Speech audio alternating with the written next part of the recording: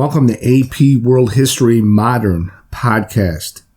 Our topic is 4.1 Technological Innovations. The essential question for this topic: how did cross-cultural interaction spread technology and facilitate changes in trade and travel from 1450 to 1750? Okay, a main concept of this topic is the following. Inventions allowed Europeans to venture long distances on the ocean. They were no longer restricted to being land-based empires only. They're going to become something different than a land-based empire. And we'll get to that term in a minute. So let's talk about some of these inventions specifically. First one, the magnetic compass. Originally, it's created in China. They used it for fortune telling. This helps steer a ship in the right direction. And when we're talking about inventions, who created this, who invented that, keep in mind as you study world history, some cultures just, improve something that was already invented. And a lot of cultures will take credit for something. No, we invented that. And I've had that conversation with, a lot of my friends from different cultures. So you got to kind of take it with a grain of salt sometimes. It was originally created in China, but they just used it for fortune telling. As far as its real purpose, it was to help steer a ship in the right direction. Okay, second, the astrolabe.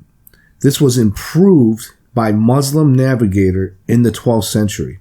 It let sailors find out how far north or south they were from the equator. Okay, that's the second one. If you are taking notes of this podcast, I'm going to try to make it easier for you to take notes. Third, the Caravel. It's a small three-masted sailing ship developed by the Portuguese in the 15th century. It was more durable and safer than previous ships. And the fourth one is cartography, map making. That may not sound like a big deal to the smartphone Google Map generation, but having maps and making maps was crucial. It was safer, and you could get to where you wanted to go quicker, and you could have a more accurate voyage. Okay, here's a question for you. What was a major cause of European exploration and trade? Demographic pressures. What does that mean? It means, for one reason or another, there's pressure on you to move, to leave. You're kind of getting pushed out. One of them is primogeniture laws. This is a bold term in our AMSCO text, and College Board wants you to know what this was. It meant that only the eldest son inherited the family wealth. So somebody could have 10 kids. Say his first 3 are daughters. They don't get anything. The fourth kid's a son, and that's their oldest son. He gets it. From an economic standpoint, the reason was they wanted family fortunes to stay intact. You divvy up a family fortune by 10 kids, more than likely, a good portion of those 10 kids are going to blow it. They're not going to be financially literate. So it's to isolate the wealth. But this was, this put pressure on the other kids. Like, you got to find your own fortune. You got to do something to make your money. You got to go out there and hustle. So this gave people incentive to, venture out. Not to say everyone inherited wealth. A lot of people didn't. So those people obviously were motivated because they had no choice but to make their own way in the world. Another one of these, so that's the first demographic pressure. So that's one. Another demographic pressure that caused European exploration and trade, religious minorities looking for places to settle with some sense of tolerance, safety, an ability to kind of be left alone, an ability to maybe have upward mobility, and possibly, acceptance, not to be second-class citizens. And we've read this all throughout history. If you look at the history of the Jewish people, way before World War II, anti-Semitism was around. And you could watch the news today and you're going to see religious minorities looking for places to settle with some sense of tolerance. Okay, this is going to cause a global shift in demographics. People want upward mobility. They want opportunity. They want to make more money. Okay, next topic. Oman-European rivalry. Look at Oman in the Middle East. This is by Yemen, Saudi Arabia, I think. And Google Map that. This is a rivalry between the Omani and the Europeans in the Indian Ocean. So make sure you Google Map Indian Ocean. You're going to see the east coast of Africa, the west coast of Australia, the southern tip of India, that big mass of water there. That's the Indian Ocean. That's where we're talking about. So make sure you know the area we're talking about. Geography, if you have a grasp on geography, it's going to help you understand this stuff better. If you don't have a grasp on geography, Google Maps, bro. One reason Columbus wants to find a new route to India. This is a reason Columbus wants to find a new route to India, because of this rivalry. There's too much going on, too much action over there. So, history is full of strange things, having a domino effect and causing something else. If it wasn't for this rivalry, who knows? Maybe Columbus doesn't set sail. Now, Columbus, I know Christopher Columbus is, it's the third rail. I know it's a hot topic. We're not getting into that right now. What we're going to get into is the historical facts. Facts, bro. Columbus connected people across the Atlantic Ocean. Love him or hate him, that's a historical fact. The voyages by Christopher Columbus connected people across the Atlantic Ocean. Make sure you know that. Okay, European traders, they're going to become like the go-between guy between Afro-Eurasia and the Americas. I want to give you some specifics. What are they getting from where? Okay, from the Americas. And this isn't everything, but this is like the main things they're getting. Sugar, tobacco, and rum. That's what they're getting from the Americas. From Africa, unfortunately, they're obtaining enslaved people. From Asia, they're obtaining silk, spices, and rhubarb. Okay, the extensive trade, all this trade, this is going to transform Spain, Portugal, Great Britain, France, and Holland into maritime empires. This is what I was leading to at the beginning of the podcast. Maritime, M-A-R-I-T-I-M-E, maritime empires. It's just one based on sea travel, okay? Wrap your brain around what maritime means, okay? If you look at Doc Webster, the dictionary is going to tell you of, relating to, or bordering on the sea. So these land-based empires, a lot of them are also becoming maritime empires. Some, as we're going to learn here, they're really just focusing on being maritime empires, like Portugal. They're just focusing on the ports. Like, we don't need to conquer all this land. The ports, that's where the money is. Let's just focus on the ports. Maritime empires, a major theme of this topic. So here's another topic here. Classical, Islamic, and Asian technology.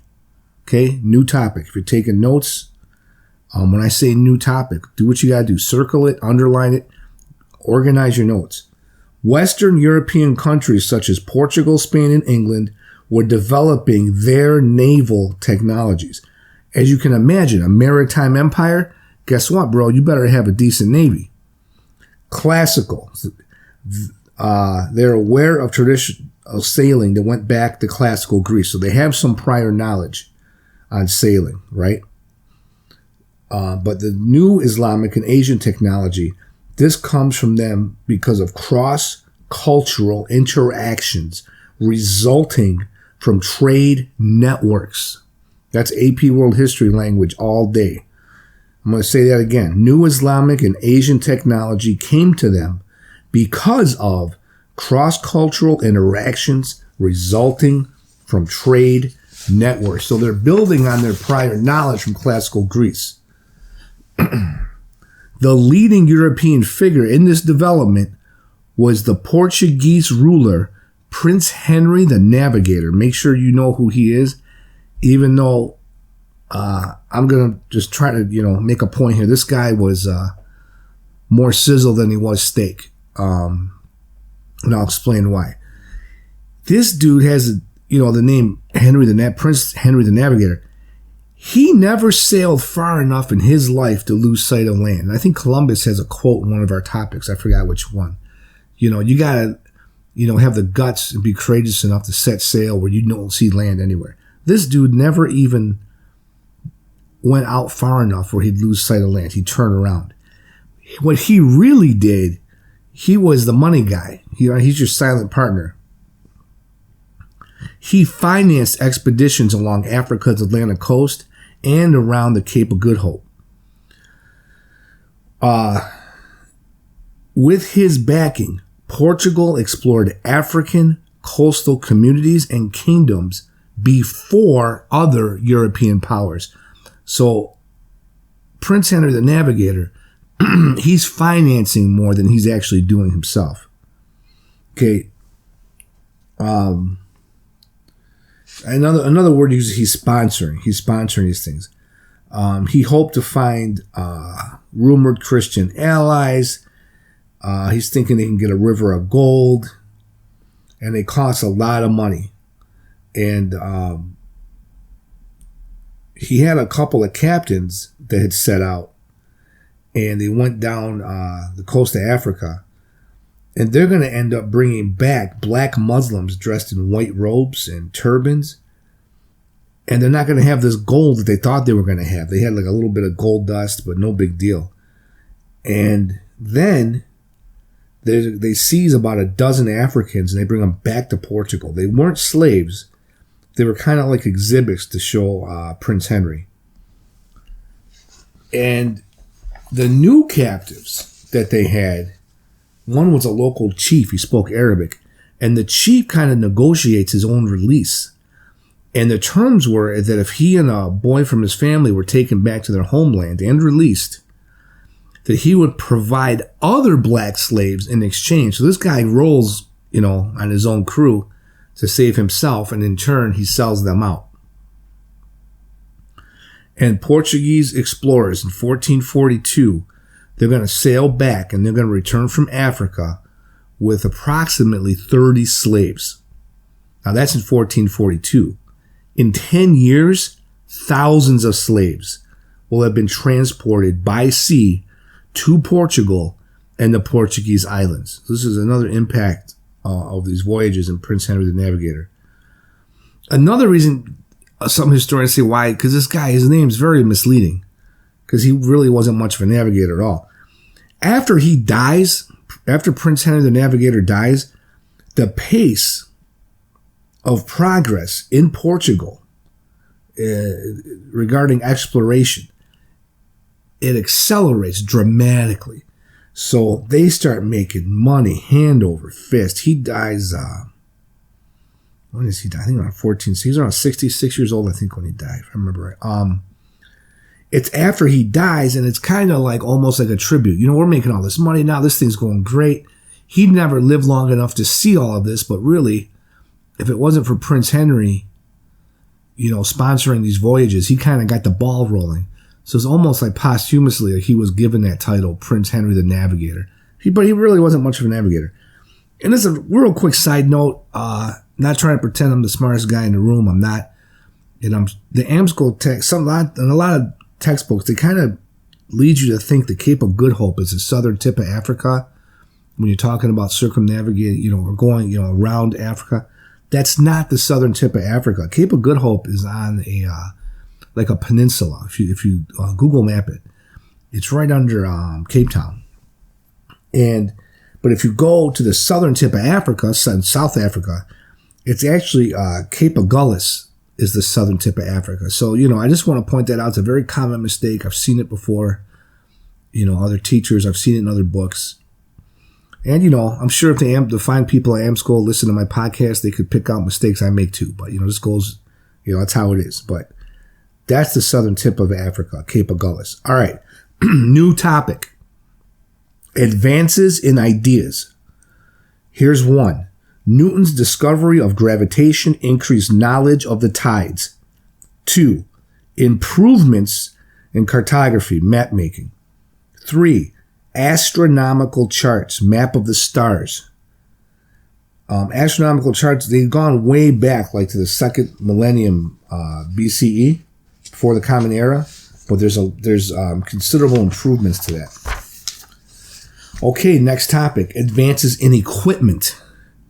1, new type of rudder in a boat. And if you've ever been on a boat, a rudder, it helps you steer what direction the boat's going to go. The astrolabe is the second advance in equipment. This is improved by Muslim navigators in the 12th century. It tells you how far you are north or south of the equator. Very important. 3. The compass. It's a primary direction-finding device used in navigation with magnets or a gyroscope. It's discovered by mariners in both China and Europe in the 12th century. And just Earth's magnetic field is almost parallel to the north-south axis of the globe. So that's kind of how, a compass would work. Okay, it means like the free-moving magnets, such as those in a compass, it takes on the same orientation. So it's not so much the inner workings of the compass. It's the, magnetic pull, of the north-south axis of the Earth. The fourth one, the lateen sail. The lateen sail, if you look in your book or Google it, it's triangular. It's when most sails were like square. This is used by Arab sailors in the Indian Ocean. It's unlike the traditional square sails. They're triangular, as I said, but the practical use of them, what they offered was this. They can catch the wind on either side of the ship. It allows it to travel in different directions. When used with square sails, the lateens, they allowed sailors to travel into large bodies of water, like big oceans, for the first time. This is going to expand trade routes. So there's your, there's some cause and effect or impact for you. Okay, the fifth one. New types of ships also improve trade. Builders improve the ship's efficiency by adjusting the ratio of length to width of a ship. This reduces the number of masts, and they can use different sails. Okay, here's a question for you. What was the long-term result of combining navigational techniques invented in Europe with those from other areas of the world? The answer, a rapid expansion of exploration and global trade. What were some other long-term results? I'm going to give those to you right now. Gunpowder helps Europeans conquer. However, sea pirates also gained access and possession of gunpowder. So, what worked for you could also work against you. Islam is going to spread quickly in North Africa, down the trading cities along Africa's east coast. We've seen this with trade routes. It's not just goods, right? It's religion, disease, all kinds of things. Extensive trade and new technology were brought to Africa because of cultural interactions. There's some AP World History language for you, right? I'll say it again. Extensive trade and new technology were brought to Africa because of cultural interactions. People from different cultures meeting each other and interacting with each other. Okay, next. Navigational techniques continue to spread throughout the 17th century. Peter the Great, Tsar of Russia, he's going to visit Western Europe in 1697 to observe military and naval technology. Side note, anytime you hear about Peter the Great, one thing he was really big on, he didn't want Russia to be left behind. Russia's constantly in fear of being left behind the rest of the world, being kind of backwards, agricultural. You even see this in Stalin's days during World War II and after his 5-year plans. Russia's always trying not to be, the backward country bumpkin and being left behind. Peter the Great admired Europe, and he wanted to bring more European ideas and art and culture back to Russia. He was big on modernizing. Okay, his interest in European technology helped him to build Russia's military and naval power. That's topic 4.1. Please make sure you read the text, and there's some good videos on my website from really excellent AP World History teachers throughout the country. Go to apwhcruise.org. See you in the next podcast.